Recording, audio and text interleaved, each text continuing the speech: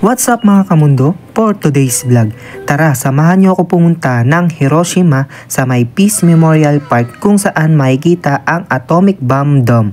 Exactly 1 year nga pala sabi ko pupunta ako ulit dito, kaya naman tara samahan niyo ko mga kamundo.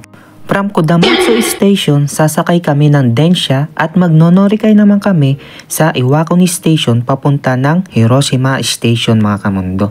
At kasama nga pala natin dyan sina Tita Joy at Tita Cherry.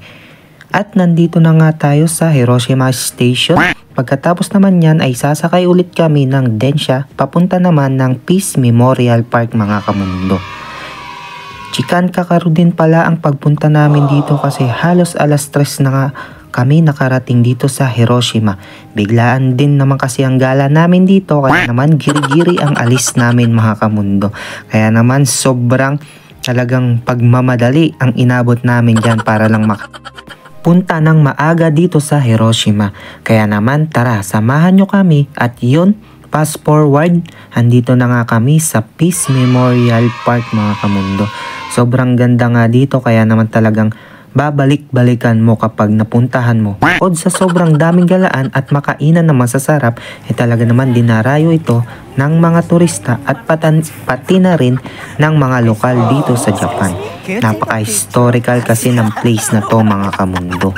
Kaya naman tara, itutur ko kayo kung saan makikita nyo tong Atomic Bomb Dome na kung saan ito ang natira noong binumba sila ng mga Amerikano noong 1945 mga kamundo. Kaya naman kung nandito ka sa Japan at magbabalak pa lang na pumunta ng Japan, isama mo na to sa listahan na pwede mong mapuntahan dito sa Japan. Lalo na kung mahilig ka sa mga historical places, dito marami kang matututunan noong panahon ng digmaan, lalo kapag napuntahan nyo ang museum dito kung saan makikita nyo at malalaman nyo ang nangyari noong taong 1945 simula nang binomba sila.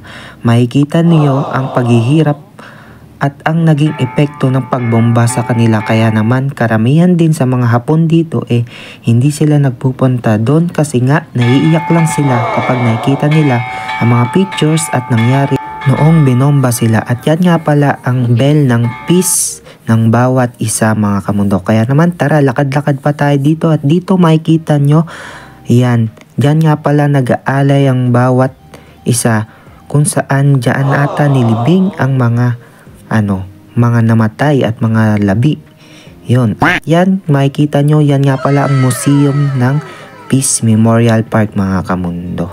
But anyway, sobrang dami ko ng kwento. Ito, inabot na nga kami ng hapon dyan. Kaya naman pauwi na kami ng mga oras na to. Grabe, sobrang ganda talaga ng Hiroshima mga kamundo.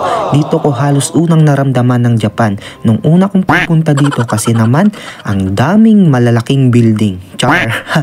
At syempre, sobrang dami din ng iba't ibang lahi na mga turistang nagpupunta dito sa Hiroshima.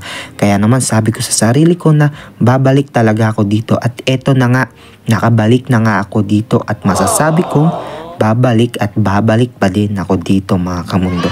Kaya naman, kung umabot ka sa video na to mga kamundo, huwag mo na makalimutang mag-like, share, and follow sa ating mga video para namang mas sipagan pa tayong mag-upload ng mga videos natin mga kamundo.